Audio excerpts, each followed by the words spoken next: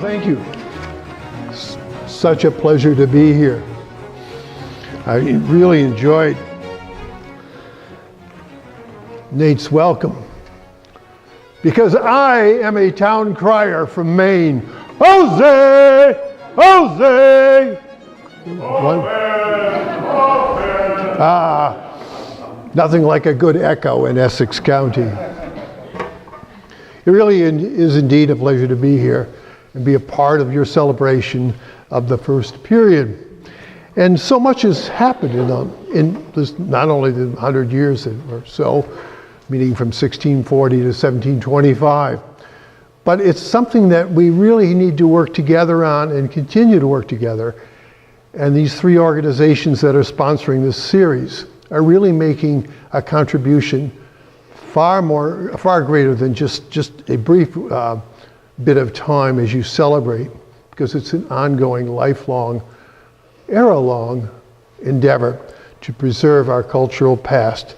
And the first period is so significant to all of America in so many ways. This afternoon, I'd like to dedicate my remarks to May and Bud Atkinson, both of them who recently passed away. Bud Atkinson, maybe some of you knew him up there in Newburyport, where he had a hardware, lumber yard and hardware store. They had an ongoing first refusal on the Atkinson house, the original ancestral home.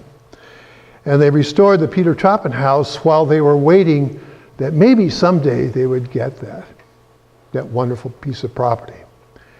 I think they were in the early 60s when they did achieve that. And they started putting it back when the ink was still wet on the transfer of the deed. It's the Nathaniel Atkinson house built in 1664-65. It is a treasure of a first period house. And I think most of you know here in Ipswich that this is the center of first period houses that are surviving. There's some over 200, 250. Fortunately, many of them are open to the public, and that really makes it very special in terms of their preservation as well as America's education. So let's begin by looking at this sunlight to shadow. This is a wonderful view that was painted by Martin Heed, and that was over almost 230 or 40 years after the founding of Newburyport. Newburyport actually was cut out of Newbury, I think in 1764. But this afternoon I want to explore crops, some farming techniques. I will share some anecdotes as well as some editorials and some hopes for the future. I may also indulge in a little bit of humor, hopefully, just to keep you on your toes. This is kind of a sweater lecture, as you know, but we're keeping warm, and we need to gather together. Also, because of my teaching experience, I've been on the faculty at Lesley University and training teachers on how to use material culture as a vehicle for integrated instruction for many years. I might give you a homework assignment or two before you leave, so fair warning. England on the eve of colonization, as you can see there, you can see there's lots of different kinds of activities that were going on. They were running out of land, they were running out of timber, running out of land in terms of arable land that they need to do as well as timber and so on. I'm going to try this out. So you can see some animal traction here, you can see some open fields. You can see that there's a sense of order in terms of the farming practices, very important. Next. In the 17th century, England was very capable of some fairly sophisticated architecture. This is a stone cottage from the Cotswolds. It was referred to as a cottage. And you'll notice that it's a farmhouse, and it's also utilizing part of its architecture for a farming practice. You can see here there's a dovecote on the end.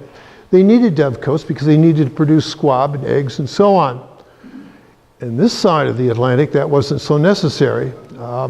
There was I think there's a dovecote in the 1760 or 70 Moffat Ladd House in Portsmouth. Maybe some of you know of the Moffat Ladd House. But basically, there's a passenger pigeon. Those ceased to survive. I think it's in the Cincinnati Zoo in the early 20th century. We lost the last of those. But there was lots of game available. So they didn't need immediately birds and so on. Next. They also had barns. And these buildings were built out of local materials that were available. Here you have stone, and it's an English barn where you have the principal opening really on the side elevation rather than on the gable end. Next, please. But as I said earlier, they were running out of some timber, and they had to use other kinds of materials to make up for their housing. And you can see here we have a thatched roof. This is in England once again. And we see some scantlings that are putting together a framing system that would support wattle walls, wattle and daub walls, as well as perhaps some brick masonry inside. It's usually a combination of those. I selected this particular slide because it had a whole row of staddles, and those are for supporting, like you see out in the salt marshes that we looked at earlier. Those are little stands, little stone stands that were carved.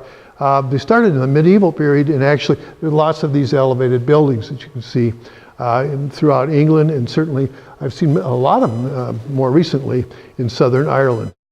So here we have the Mayflower. The Mayflower, this was Mayflower II, it was built in Brixham, England, and it came over here and arrived in June, I think it was Friday the 13th actually, in 1957. And it was very well researched by William Baker, a maritime historian out of MIT. And also you'll notice next to it a shallop. And the shallop was very important in the first founding of these communities along the North Shore, because they really needed to find a freshwater source. They were looking for fresh water, then they were looking for tillable land, and so on. So here they are. So their first home, actually, for that first winter. Remember, half that population on that wonderful boat perished during the first winter in 1620. Next. So when they came ashore, they found that the land was open. It had been cleared. It was very, to quote William Bradford, it was park-like. It was very open because the land had been cleared by the Native American population over many centuries. They'd been using it for agriculture. So one of the first steps in terms of clearing land was already taken care of. The problem is that in 16, 17, and into 18, there was a terrible, terrible pandemic. And many of these native population, most of it perished. I think it was even over, they figured over 90% of the Native American population perished. So these lands were open and they were ready. And people came ashore. Just coming ashore, how prepared they were is really something of a concern, because many of them, while they might have had some farming experience, but there are other artisans as well, but they were not at all prepared for the harsh winters that were to immediately follow. Next. This is a view, this particular slide, and as well as the next one, is extremely important and somewhat a sensitive issue. This, maybe some of you recognize it, it is Pioneer Village, located in Salem, in I think it's Forest River Park. Any of you have been there? Wonderful. This is the first living history museum in America. It was founded by a group led by George Francis Dow, who was a part of SPNEA, the Society for the Preservation of New England Antiquities. And he was also very much involved with, I think, the trustees of reservations somewhere along the line. I think he died in 1935. So here we have a temporary dwelling. They were literally digging in. You can see here they're digging in. These are called hovels. This is before we really get to architecture. These were pails that were driven into the ground. Often the tips were burned to arrest the rate of deterioration through rotting. They were chinked with whatever. You needed something for a binding agent in between, and often they just had earthen tops. People lived in these in shifts. These are very small compartments. They would go in, they would get warm, they'd get some sleep, they would get something to eat, and they would get out. And usually just for a few hours, and then other people. And they worked their way through the winter. When the spring finally came, the walls would be starting to thaw out, but they had made it through the winter, and they started working on more permanent kinds of accommodations. Next. part of George Francis Dow's interest in interpretation was that how were they going to fit in with the fragmented population of the Native American culture. And so this is an English wigwam. We don't know that this actually existed. But it was put up there to talk about that assimilation. You'll see that this is made of probably Phragmites, marsh grass, but it also had a European batten door and a fireplace at the other end. So it was a blend of two cultures coming together, and that was used as an interpretive scheme as part of sharing the history with the public. I worked there as a guest director curator for a season or two, and it was rather interesting that during that time a group of MIT students came and did some research there and found that it was extremely efficient. They were looking at the thermal implications of keeping things warm. However, you can see that is really one big fire hazard, which is another reason why it was soon discontinued as a possible Native American or American resource. Next. So let's take a look at the Native American population. They were from the north. We had the Abenaki, that was really closely related to the Passamaquoddy and Penobscot Indian cultures way up in the north. We usually use the Saco River as a dividing line between the so-called hunters and the gatherers below that, which really reached down into what is now Essex County. There was the Micmacs and so on, the Pequot in this particular area, and then down, but then we have the Wampanoag closer to Plymouth Plantation. The planting of maize was really a very, certainly a principal crop. The Native Americans really helped with that. They were interested in really helping the population survive, meaning the new European culture that was there's the so-called wickiup that you see, those long houses in the background of that. So we're looking at corn, we're looking at oats, we're looking at wheat, pumpkins, rye, and so on. And you can see that there's a selection as well as certainly apples, which was a principal food crop. Barley and hops for beer. Beer was a very common beverage, cider probably more so. Was grown to some degree, but not for export. There just wasn't that much for a high yield at all. We do get into the different kinds of planting techniques. They were both in broadcasting seeds as well as in some areas they had, we know that they were doing some row planting. Many of you have undoubtedly heard of the Three Sisters, which is so-called companion planting, where we have beans and squash and corn growing together, the beans being supportive. The corn stalks or maize is being a supporting element as well as one providing corn seeds. The beans certainly a nitrogen source, and then also the squash, which is so these were the so-called big three yielding from the Three Sisters. It worked, and it worked as long as it wasn't threatened. And one of the major areas of threat was not just Native American population, but was because of the livestock. The livestock meaning cattle and swine, the hogs that were introduced, they could often come and trample these gardens. So there really had to be a fencing network that was established within the culture itself. And fencing, I cannot emphasize enough, was a huge element in the farming practices of this particular area in coastal Massachusetts Bay Colony. They initially wanted to use their methods that were so common to England. You see the horses there? They did use horses. They're fairly lightweight horses and so on. But if you looked over to the lower right, there's what we call a spike-tooth harrow. And we made up some of those doing some research on dimensions and so on at Plymouth Plantation. They were constructed of oak, and they worked fairly well. We often, once it was flipped and those spikes were down to till the soil, remember the soil had already been plowed or tilled, I should say, when they first started working with it here in Essex County. But they would often have to put stones on top of it in order to keep that weight down. But the horses were used where the flat, open land and not for heavy-duty plowing per se. Talk about the kinds of horses that were here. There was actually two types. Probably an earlier type would be the Dartmoor. The Dartmoors were small, meaning rather compact. This is a pony. They are extremely strong.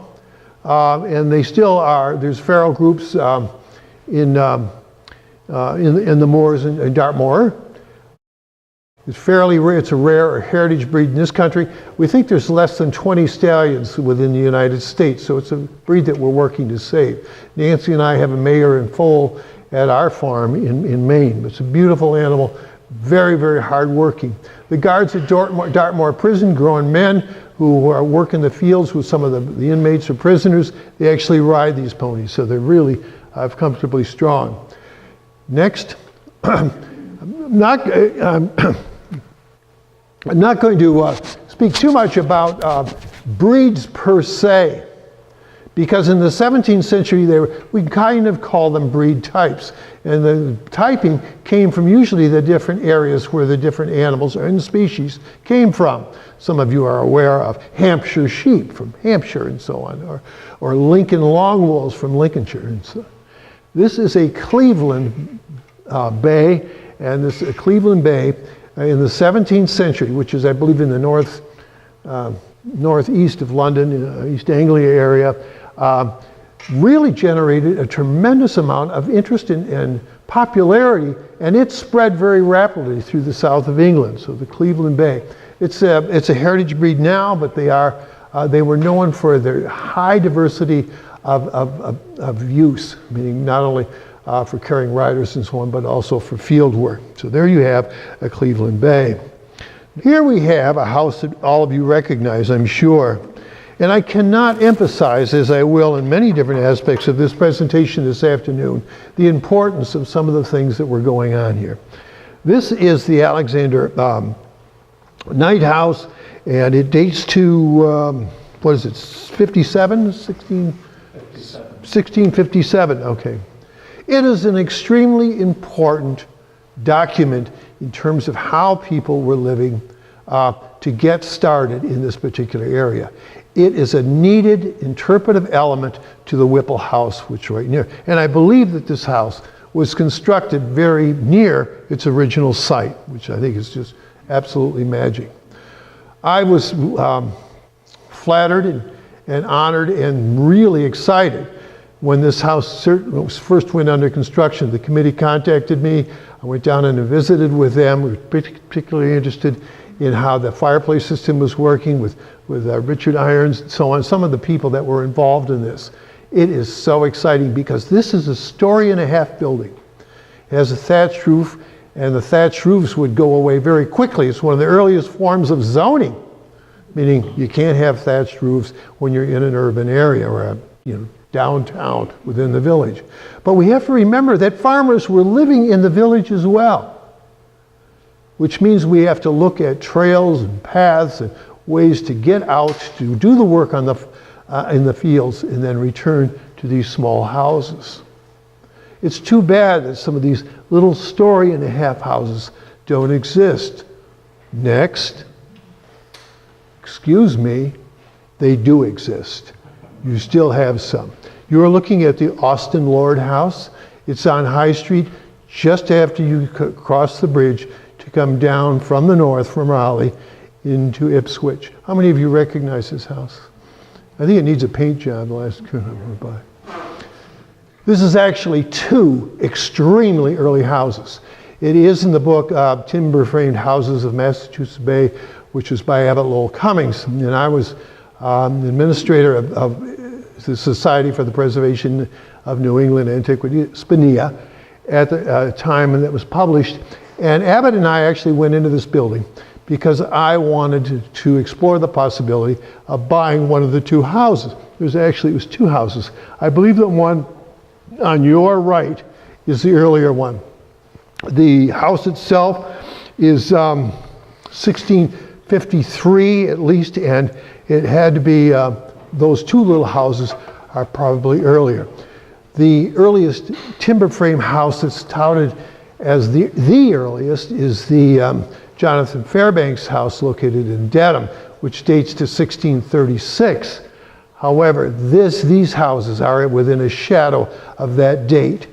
Do you realize what you have as a community in terms of these gems of architecture? If you look at the chimney mast is not upright on the ridgepole, because those little houses, remember, this is a 2.5-story house that you're looking at there now, but just below it, inside, and I've crawled on my hands and knees up underneath the eaves there, are just some wonderful joinery. I think there's a double-bladed scarf joint on the left side. Oh, just see me after class, I'll tell you all about this. You know. I wanted that house so bad, and so on. But I couldn't have farming, it was close to the road, young children, and all those other kinds of things that you have to think of when you're of that age. My gray hair is legitimate. Next. So, speaking of the Fairbanks, in 1980 on the Boston Common, as Boston was just getting in, celebrating his 350th anniversary, Jonathan Fairbanks, who is the senior curator of American Decorative Arts at the Museum of Fine Arts, he's curator emeritus now, he sat down and he did a portrait of what he considered a 17th century yeoman. So there's an image of him. This, the sitter, I can assure you, wishes that he looked like that now. But what do we know about the people that were here? The farmers, the yeomen, so to speak. So we know that they had a life expectancy, and I have it in my notes here, 53 years. I've been using that date, that particular age expectation for about 20 years, and I have no idea where I got that figure. No idea whatsoever. But it's often published that in the 50s is about what they could expect as a lifetime expectancy. So they needed help. And there were indentured servants that came over, which is, a contracted service. There were apprentices. No, not all apprentices are 7 years. They varied with the type of work that they were going to do and the type of agreement that was involved and whether or not their passage was being paid for from England and so on. But you also need to know that here in the Ipswich area was also slavery existed. Particularly there's some real strong documentation of Irish slaves, children who came over and were forced to work until they were of the age of majority, and then they could be released. So they needed that kind of help. There was a high mortality rate in terms of childbirth and so on, and to work a farm, to make a farm that was just to be sustainable, because that's primarily was. We weren't looking at cash crops like you might see in the South. Even though I must parenthetically state, their tobacco was a crop that was tried here for some time and with some degree of success on some farms. So here we have a little story-and-a-half building. Some tiny little windows up above, little knee wall windows. And this is near Brixham, England. I was on my way to Brixham to give a lecture on actually the construction of the Mayflower that I showed you an image of earlier. I got inside this house and I was absolutely amazed because I liked the floor plan. I was excited about the floor plan and I told them about it. And I think you can tell by the tone of my voice that I really get excited about buildings. So I was able to visit that for a bit. Let's take a look at the next building. The next building is on 8 Bromfield Street in Newburyport, Massachusetts. It's the Thomas Cottle House. It's one of 2 that are in Newburyport. And it was my home. And it was absolutely identical in its floor plan to that little building that I just showed you in England. Very massive fireplace, and so on. And it has, I think it was around 33 feet of frontage. Isn't that something? Nancy and I were just kind of squished in there with 3 kids, so there it is. The gate on the side is from Westgasset, Maine. It's 18th century, so we won't look at that. But this is a first period house. So here we have some gardening with, you need to have raised beds. You need to have traffic patterns. The raised beds helped with fertilization, moisture retention. You could have these raised beds as a kitchen garden, which was used for medicinal purposes as well as culinary, and later on perhaps for dyeing of dyestuffs and so on. You'll notice that there's some stones around the bed. So often we see raised beds in the colonial gardens with all these wonderful boards that have been sawn out. We can't waste our boards stuffing them into the ground just for raised beds. Not when we grow. And we grow so well. New England is known for it. The best rocks around for use in, you see a board in the background there. And then you can see other kinds of boards. Fences. This is really a fencing lecture. I'm going to be your fencing master tonight. Fencing, fencing, fencing. Next, please. Here we have some of the tools that were used for building practices. But what did they use for hand tools? Hand tools for farming. Well, I'll show you some plows and so on later. I brought a number of implements over here that are from the first period. All of them except one, which has a European base, was actually excavated within 40 miles of where you're sitting. Some first period tools for farming in this particular area here. You'll see there's a grub hoe, there's a regular hoe, there's an axe, a knife, and so on. And I'll be talking a little bit about those in a moment or two. Next, please. Plows. Now, the plows in England in the 17th century, this is Blythe who published this. There are many different types of plowshares, but those were designed for English land. And you really have to design your plows for the topography or the land surface that you're working with. And many of these did not work too well. They did find that a single-bladed plow, single shear, with a wooden moldboard was probably the most successful in this area. They were trying for a balanced layout. This layout needed to really be, this was the ideal. This is a plan that was done by Dr. St. George, Robert St. George, who was at Boston University for many years. He did this is of the Cushing Farm, which is located in Hingham, Massachusetts. But you can see there's a large barn, there's a large house, there's an orchard, there's pasturage, and then there's also fields. So very, very important to have that kind of balance. Stone walls, cleared land. And I just mentioned that we really produce great stone. That was the first crop of the spring. Good professor friend John Fisk has written about the fact that in the spring, these wonderful stones, they start to rise up and they show themselves. We have a small horse paddock on our farm, and every spring they just these yielding new and new stones. I don't know where they're coming from, the elves below or whatever. But these, it really was an important task. As well as the existing stones. The existing stones, the stone walls, they would start to spill because those frost heaves would disrupt the stone walls and they would tumble. So you have to rebuild your walls as well as add to them each and every spring. And these were really important because these are barriers for cattle trying to get them out. But remember, on fencing, because this is a fencing lecture, you're fencing some things in and you're fencing other things out to keep them from getting in and vice versa. Really goes on and on. Stone walls, very important. Aha. This is really important. This is a boundary marker. It's known as the so-called Witchstone. It's in Byfield Parish.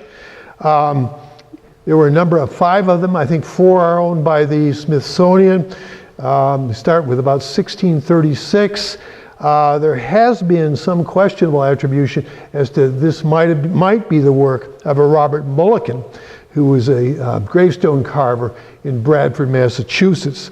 But we think it's all by the same carver, and it certainly is within the first period. It's a boundary marker, stone boundary marker. And there's all sorts of people saying, well, they may have put them next to the door to keep the witches away and so on. So you may remember that a lot of this is pre-witch time, so we have to look at that very carefully. Coppicing. Coppice is a woodland management system. It's been going on for centuries throughout England and other parts of Europe and so on. And here you have a tree, and once those trees grow, you cut them off, and you use all that timber that's growing, and then you wait for those suckers to regrow. And here you can see some other, there's a whole lot of those. So you're using the original root system to build up a timber supply, or at least a wood supply, not so much for heavy timber. Heavy timber was more inland. There was a whole industry in terms of cutting timber. Most of the timber that we use came along the coast was from Cumberland, York County, Maine, down into southern New Hampshire, and just over the border into the Commonwealth of Massachusetts. They were after the pine. I'll think of it, pine strobus, white pine, large white pine, just an incredible resource for the crown. So there was crown timber, and they needed to cut those. The crown claimed those because for mast agents. They were used in the masts of the ships, really to increase the commerce. Remember that the whole concept of mercantilism was abroad, so we had to have a lot of intercontinental trade and so on to support that. So the small part there, once it's cut off, that's referred to as a stool. So how do they do this? How do they know what to do? Well, one of the areas that they really worked hard on was that they published some books. They had some books. This is a copy of John Woolrich's. This is the second edition that we own. A System of Agriculture, which really talked about utilization of land to its fullest. Can't believe it. I was kind of looking over my notes on that, and it said you've got to, if you want to be efficient, you have to drain the swamp. I read that last week. I don't know, there's sometimes history just amuses and amazes you, so there you are. So, but anyway, you really need to be efficient and maximize land utilization. And that's something that he was preaching in his particular writings. So it was the mystery of husbandry discovered and laid over, calling for innovation, quote unquote. So the need to use all land was really an important consideration. Another book was Thomas Tusser, who was a 16th century writer. He's also a poet. He did the 100 Points of Husbandry. And his publication was really based on dividing, because everything was a sense of order. So in this January, you do one thing, and February another, and so on. As you move through your agricultural calendar year, the different things that should be happening in terms of soil preparation, soil cultivation, soil harvesting your yield, and so on. And that had to do with the use of domestic livestock as well. We also have Markham, who really had Jesus Markham, his Points of Husbandry. I have a copy of this original copy. I think it's the first edition here for you to take a look at. Please don't leaf through it, but I'll let you gander at it, and I'll stand at your side and guard both of you. So we can. So there was also, next please, writings during the actual period about what was happening here. And here we have a copy of the account of Plantation. So there are observations going and publications that were happening during the first period. And I brought a copy of this for you to see as well. I really want to bring you close to history this afternoon. So, I do also want to mention that there were some writings about 50 years ago where some other pioneer work was done. Many of you are familiar with Anne Layton's book, who was the early American Gardens. And she was a real pioneer in that writing, and we must give her credit as we start to look at more current research that was being done here. Here you have before you a very simple building. It was built in Plymouth Plantation. It's the work of Dr. Robert Terrell, who worked with me. He did a lot of research. He actually did a master's with me through Goddard College and then went on and did his doctorate. I believe it was Johns Hopkins, he finished his doctorate there. But he is not only a scholar in terms of wood technology, he is also a craftsman. He built this building along with his crew. He had a whole edge shop for edge work with wood technology, and I want to give him credit for that. But this is a very simple building built with an axe. An axe and some thatch, axe and thatch. It's a cow house. Cows and livestock required two things. They needed to be dry and they needed to be out of the wind. You can get these real cold temperatures. We own cattle that it can be 15 degrees below winter and they're out lying down in the snow. They're perfectly fine on a sunny, snowy day. But if you cold rain, they're inside. They need to be. Here we have a hay house. As chief curator at Plymouth Plantation, I issued a kind of an edict, and it seemed to work very well. We met weekly, but one thing to do, if you wanted to introduce a new element into the Pilgrim Village that really dealt with the early 17th century in terms of farming or Pilgrim life, you needed to justify it. You had to show research that would support that. And here we have Rob Truell and his crew in their research, because I was busy researching fences. I'm a fence master, remember that. So this is a hay house. You'll notice that roof is set so it can go up and down depending on the level of hay and its consumption. Next, please. So we're looking at a wattle fence. Coppicing that I spoke of earlier, you cut some of that, as well as the larger poles, known as sails and so on, would be driven into the ground and then you weave them. So you notice the nice loops on the top, Hawaii that's very, very decorative and so on. It's also for economy of labor because you can keep the animals more in, even but that can be intimidating. So they might not want to jump over it. So kind of fun. I did an article on fence types for what was it? The Country House, National Country House. It's a part of Better Homes and Gardens. I'm not sure the publication still exists. But I talked about all these different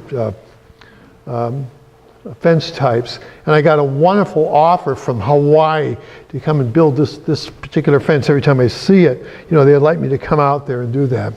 Unfortunately, being a family man, I couldn't get away and so on. I've always regretted that there was a wattle fence in Hawaii waiting for me and I just couldn't put that together and so on.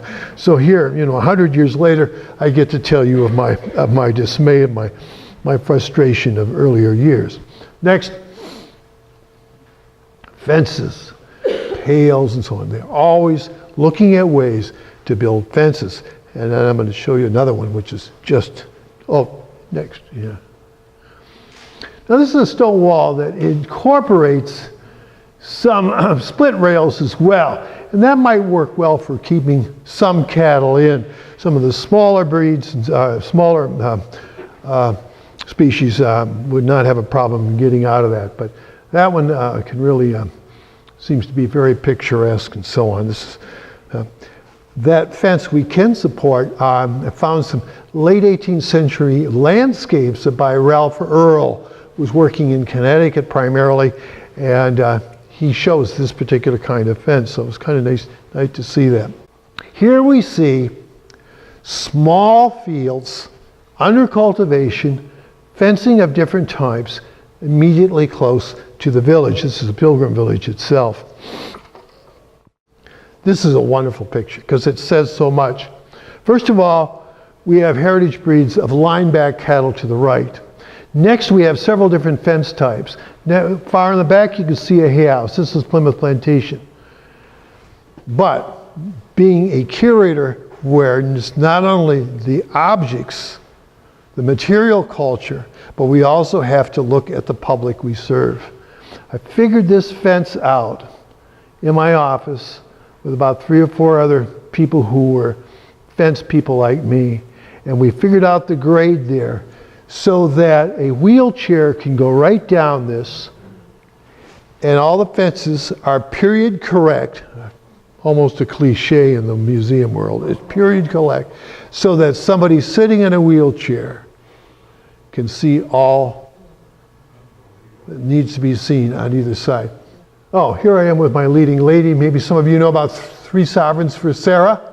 Mm-hmm. This is about the Salem witch trials. I was one of 3 historians for that film. We worked on the film, and I'm in it. And that's why I say leading lady is that's Vanessa Redgrave. And I have a great line-backed cattle, they call them. The great white-backed cattle, quote unquote, was in the cattle dispersal of 1627 down in Plymouth. So we know these kinds of animals existed. This is the milking Devon cattle. You are looking at a 17th century breed that is here in America, primarily. They were originally raised in the north of Devonshire, England. And what they did in the late 19th century was they crossbred them with Red Angus.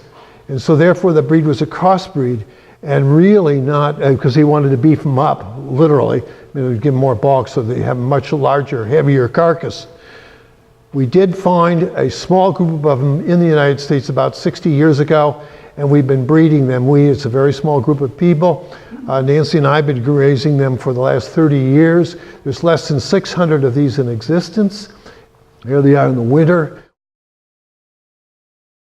This is a small building. It's the 17th century type. We constructed it on our farm because I wanted something that really would be kind of period correct to house our period correct cows. And you can see it's a small building, and it's just little strap hinges on the door. Very, very simple. Oh, this is great. Wherever I travel, I like to take my dog with me. That's Hetty. Hetty is a Briard, it's a French Shepherd. And the reason she's here, quickly I wanted to tell you that dogs were not used as much on the farm for farm work as one would think. And I've done quite a bit of reading about this. I need help on that. If any of you find out in terms of during the first century of settlement, the first period, about the use of dogs. England had been using dogs for years. Henry VIII had small beagles. So he's using scent hounds. They use gaze hounds, meaning sight dogs, like the Scottish deerhound is a gaze hound, Irish wolfhound. Those are run by sight. But Hetty here is a Briard. We know that Charlemagne owned them. We know that the Marquis de Lafayette gave Thomas Jefferson a pair of these Briards.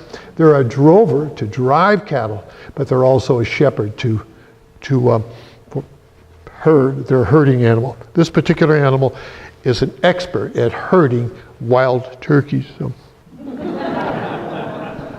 Next, please. So here we have, this is part of our farm. We have the stones also being used for that's an 18th century bridge behind those animals. We have Lincoln long wools, which is one of 3 or 4 long wool varieties that were available during the 17th and 18th century. We have a well sweep. Remember, we have to look for water sources at all times. It goes down to an 18th century dug well. And we also have grapes, which were under cultivation. Next, please. This is by Adrian Van de Velde. It's a drawing of a 17th century pig. And swine were terribly important. And they are also a terrible nuisance, and they were terribly important here in Ipswich area. Many of them were rung, meaning they had rings in their nose, not so that you hold on to them, but so it'd be hard for them to root out a pig. They would tear up everything. They had to be under control. They were marked like sheep and sometimes goats. Goats were, did I talk about goats? Goats were a nuisance. They were a management problem. You could get milk from them, but in terms of containing them and having them not eat out the neighbors' gardens and so on, so they really never became very popular. They were here, however. That's my goat speech. Let's get back to the swine. We're really looking at different types of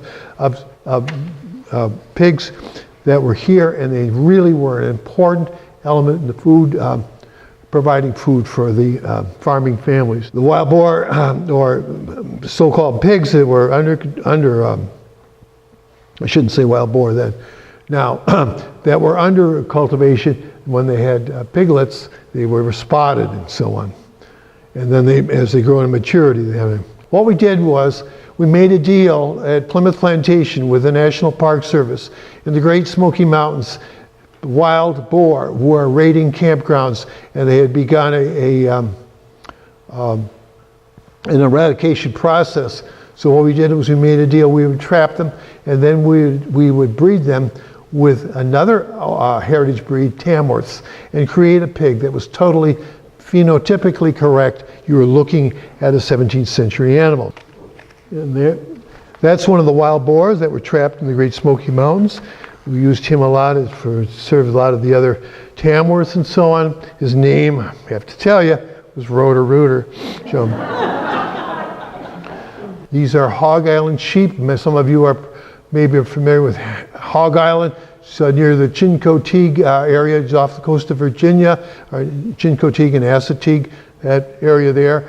These animals were overgrazing. They had not been off the island in over 200 years. So here we had some species that was really very, very good and very interesting. So we made a deal with the Nature Conservancy to remove them. We placed them at 4 different museums, and we started a breeding program to try to save them. On the island, they were in real jeopardy, not only because they were overgrazing, but if a hurricane came along, it could really have wiped out a tremendous genetic resource. Did a lot of research on them. They seem to be somewhat parasite resistant, but one of the best qualities that they have is the fact that they can convert weeds, really inferior roughage, into protein. And when you think of underdeveloped countries and so on, that could be a real resource. So these are being used as an interpretive scheme for many living history museums, in that you have something that looks correct, but also can provide for the future. So do that. Here we have the Wiltshire horn sheep, which really did well in spongy wetlands, Wiltshires in England. And they were almost non-existent. I brought some of them to this country through a deal I made with a dealer who had some in quarantine in Canada. It's very hard to get sheep out of Great Britain. In fact, it's almost impossible. But I was in an Irish pub at the right time, meeting with the right person. And we were able to bring a number of them to them. And they are actually being used in living history museums. And that was about 30 years ago that happened. And now, next please. You can see that we really have something that's really very, very important. They actually, through a mutation, they cast their fleece.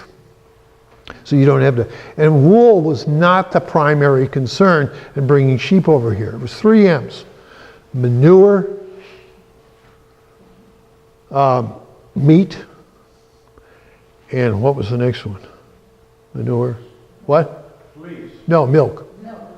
3 M's, 3M company, milk. Yeah. We're milking them, and of course, some of you do know about cheese and so on, but it's made. But yeah, oh my gosh, if these animals got loose, and remember they had those marked ears. Their ears were marked for both the swine and the sheep and so on. Cattle even, cattle by spots. There were large descriptions of what they looked like. They were put into a pound, and if they're put into a pound, they would be fined, the owners. All sorts of regulations. Ipswich was loaded with regs. I mean, you guys are out of control. Which you got 300 years of practice, but you're out of control. You're way over. So I had to find, because John said I had to have a 1725 cutoff for the first period. So I Googled, and within seconds, next, as close as I could get was Ipswich, and notice the date, 1725. So there's a pound, a town pound. There you are. Next, please. This is a late 18th century English print. I think it dates to about 1797. And that is not large enough. But there's actually, I've counted about 33 farming activities on it. It's a late 18th century print, but it's of a 17th century or earlier. So look at this building. It's a timber frame building, probably 17th century. And all these little activities, as well as their dress, suggest history. And I want you to come and look at it. I actually brought that. It's over here. That 18th century print is right there because you are special people. And that was in my kitchen, and it came down with me. So, and Nancy brought it, she said. So here we have cows, Devons. We have Gloucestershire Old Spot pigs. We have spinning going on. We have, notice how they're taking the hay up to the top. We have hay coming in with a animal traction where the cows, the horses are in front of one another. We have a spike tooth harrow and so on. Shearing was done by hand shearing, and we demonstrate that at Strawberry Bank. I'm curating an exhibit on heritage breeds in the spring, and you'll be hearing about that because I'm going to make sure that John has some way of getting out to all of you when that exhibition opens. So here's the Dominique, one of the earliest types of fowl. That's a breed type. Most of the chickens that were here, and poultry was really important. Everybody had them.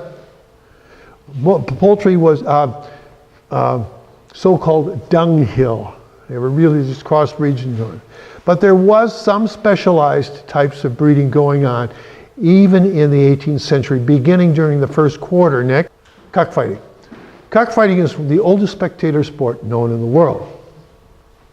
And it went on in New England, very, very big in the South. And I wrote the history of cockfighting in North America because it's a sociological study. And what was so interesting is that all social classes came together there. So the yeoman, the landowner, and so on, all had equal status at the cockpit. This is a Hogarth print. It's called a print ticket and so on. There are people stealing from one another. There's people hanging. You can see a shadow here. That's a man who didn't pay his bills. He was hoisted in a basket above, and he's holding out a watch on a string, trying to bet his watch. This is trying to show the passion of this particular sport. All right, this is flax. Flax is growing, the botanical name is linum, and it's from flax that we get our linen. There are about 7 or 8 different processes that are involved in making flax. You broadcast the seed, you pull the seed, you can't cut it because you want the maximum length of fiber. You ripple it to get the seed pods, so for next year. Then you ret it where the outer fibers rot away and so on. And then after it's dried again, you start to break it. And breaking it is the person in the back there. You're breaking by pulverizing that crosswise. You start to break down the outer fibers and expose the inner fibers that are eventually going to be spun into linen thread. The woman in the front there, she's pulling the broken flax through what's known as a hackleboard or hetchel. And because of all these processes, this is an incredible vehicle to explain to you that so many things that happened on the farm had to involve neighbors and everything from the house raising to harvesting crops, to processing crops, to providing food and services for one another. Very, very important. The social interaction within the community was a major, major part of the farming or agricultural process. So here's a young woman. How can a young man who might be interested in courting her communicate with her when she's so busy? Well, if you take a look at this hackleboard, and what's funny, I've been collecting these for over 30 years. So many of them are dated, and lots of times you'll get a little heart. See the 2 hearts there and so on. There's little types of communication in this social interaction.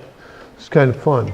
I wanted to share that with you in that we need to know that socialization as well as cooperation was a vital part of this culture. Orchard, this is part of our orchard. We raise a number of heritage breeds or heritage types of apples. We have Cox's orange, Pepin, Ashmill, kernels. We have russets. We have Irish blush, and so on. And these little scions, where they would get these scions and they'd bring them to this country, or they'd take them to the neighboring farm, so on. You'd pick the apples. Sometimes you would put them in barrels quickly.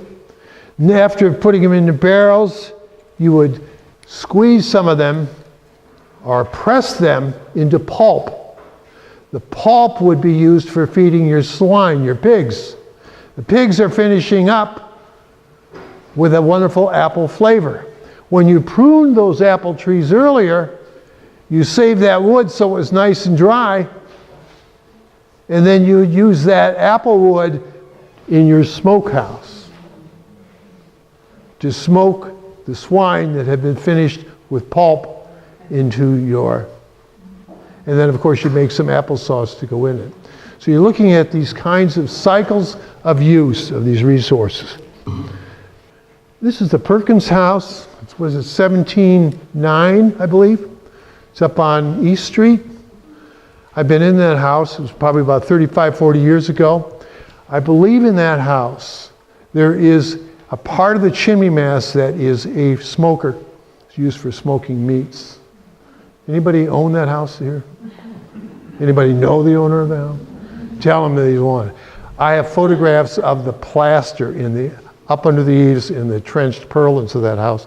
Fabulous, fabulous house. God, I love that house. This is a view that was done by Governor Thomas Pownall, governor of Massachusetts Bay. And he had some times, it was a royal appointment, and he went around and made notes of the evolution of farming during the first period. He then went back to England and he partnered with Paul Sandby, a very well-known artist and watercolorist. In fact, he's considered the father of the whole watercolor movement. He's part of the Royal Academy. And published this in 1761 of the whole evolution. And it's really fabulous in that it starts with, where's this thing? With timbering, and then hovels and so on, and then fishing and fish trapping and so on, and you wind up with these great houses like the Whipple House over here. It shows it. You read it from left to right, and it's a great document. And it's called the Design to Represent the Beginning and Completion of an American Settlement or Farm. We've gone from hovel to the Spencer Pierce Little House, time that we spent together. Spencer received a land grant, I think it was over, Bethany helped me out, 400 acres originally. And then a guy by the name of Daniel Pierce, who was a blacksmith from a place called Ipswich, built that house. And it's really kind of a manor house, but it's made up of so many different kinds of materials. It's rubble, it's got some brick, there's some timber frame construction, and also there's a fabulous 18th century barn range, and then the overseer's house is also, I called it back then, a wonderful 18th century building. So we're pretty sophisticated as we move to, this dates, about 1690 in that area. So we've kind of gone full circle. We're back to that. You can still, we started with Martin Heed and his wonderful painting of the salt marshes with the staddles. And you can still do that today. And that makes it really very, very special, this kind of farming. So we have a lot to be thankful for, an awful lot to be thankful for. We can be thankful at this week at Thanksgiving. We always start our thankfulness to the men and women who are serving our country in so many ways.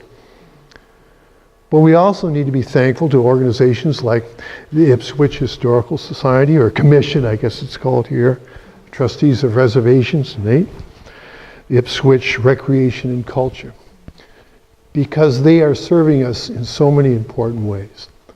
The third element is you, because you understand by living in this area that you have a quality of life that is very, very special.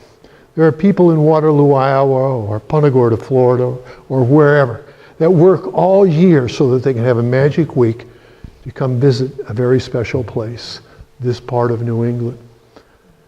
And you hold it sacred, and you can be thankful that when you come down High Road and then swing down into the village, that you are enjoying and living in the first period in such a very special way. And for that we give thanks. Thank you.